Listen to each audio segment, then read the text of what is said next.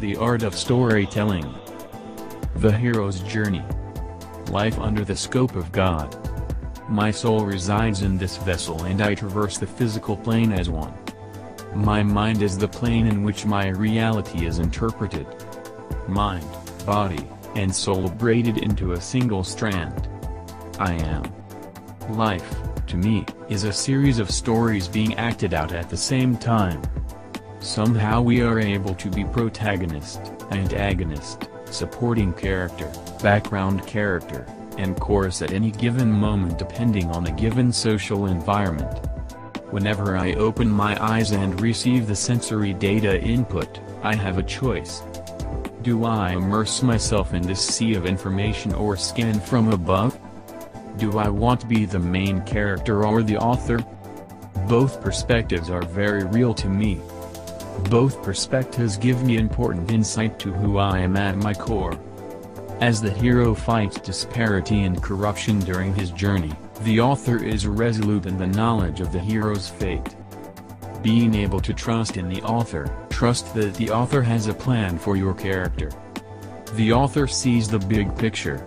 So does the audience. Being able to see outside of yourself and outside of your work is an amazing perspective. Being able to experience the ride as if you were the hero, while simultaneously interpreting and co-authoring the story being played out in front of you. The truth is, each and every last one of us is the hero, the villain, the king, and the peasant. We are both damsel in distress, and comic relief. We act as narrators when watching other people, crafting new characters out of the ones that the author created. Stories, on top of stories, on top of stories. In my story, I am a curious man with a whole lot of imagination. I am a critical thinker to a fault. Family is a running theme in my life story. I believe the author wanted my character to learn something crucial about that concept during my lifetime. Creating something that connects millions of people around the world is an element within that concept. Almost as if my character is seeking the knowledge of that underlying thing that connects us all. Family just happened to be the catalyst that shaped the way my character interprets his world and interacts with the elements within it. My occupation and my dream career may seem worlds apart, but in a way, every job I have ever held has been one internship after another. A training ground for me to hone my interpersonal communication skills, field study.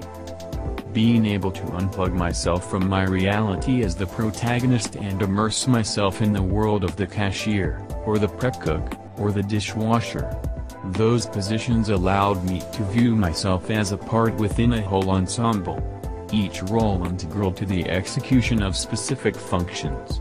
Some jobs were cozier than the others and some paid more, but each one crucial within the system.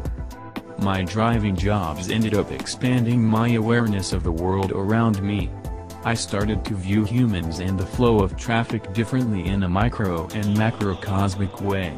As my awareness, wisdom, and intuition increased, the concept of traffic and flow began to mirror my understanding of how humans flow as traffic throughout the internet. Tech-savvy with the right touch for social media, slowly I began to see the hidden strings in my life shimmer in the sunlight. Situations and circumstances in my life seem to leave a particular footprint in their wake. It's as if the author left literary clues behind for me to discover through reflection and introspection. As if the first letter to each line spelled out a cryptic message. Every protagonist needs an antagonist of some kind, either externalized or internalized. They could be rivals, villains, ideologies, or even our shadow selves, the parts of ourselves we keep hidden from the world. The more self-aware I became as a character within this grand tale, the clearer the vision of my destiny began to appear. Unfortunately, I can't just skip to the end where all of my dreams come true. I am still limited in how I traverse this part of the story, my story. I have to flow through the plot, improving my way to the part where I slay the dragon, rescue the princess, and am crowned king. However, there is always that trickster working his way into the plot each time to derail me from my goal and take me off course. That adversary that is constantly speaking poison in my ear, telling me that I am either an insignificant character in the author's design or a tragic hero by design. I think the worst number the trickster could do on me is convince me that there is no author. I'll let that marinate. Family and perspective. These concepts became such a huge part of my character's focus that he even tattooed the words on his arms. The relationships between people and the way each of them view the world and themselves within it. I believe understanding these concepts and mastering them during this lifetime is my character's goal. The calm above is the mechanism in which I am to build in order to achieve this goal. That is also what my character believes, what I believe. The tree rooted in the clouds. Above a vicious storm. This symbol somehow sums up my character's life purpose. Somehow, he is able to get a glimpse of the author, or at least this is his attempt at depicting the realm in which the author exists. A realm where you can escape the plot for a bit and get a better grasp of the bigger picture and the motivations behind key characters in your life's story. This, to me, is the calm above the storm. The storm being the story that we are all performing in.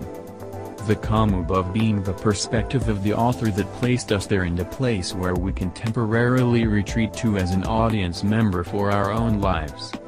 I used to believe the calm above was a realm that I could retreat to forever, avoiding pain and suffering, passively flowing through the plot as a self-aware character. However, the problem I ran into was the fact that I was losing perspective as the character that is a part of the story. I began to feel above the plot.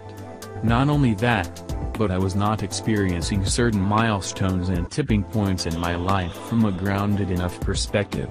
Pain and suffering leads to both growth and despair. By avoiding my emotional involvement in those stages of my journey, lessons weren't being learned. I was focused too far ahead in a story and not focused on the now.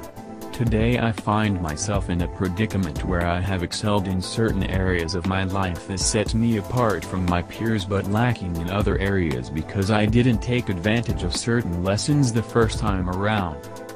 I guess we all can relate to that feeling in our own way though. Part of the hero's journey I suppose. This was a glimpse into the inner workings of my mind and my consciousness. The author speaking through the hero.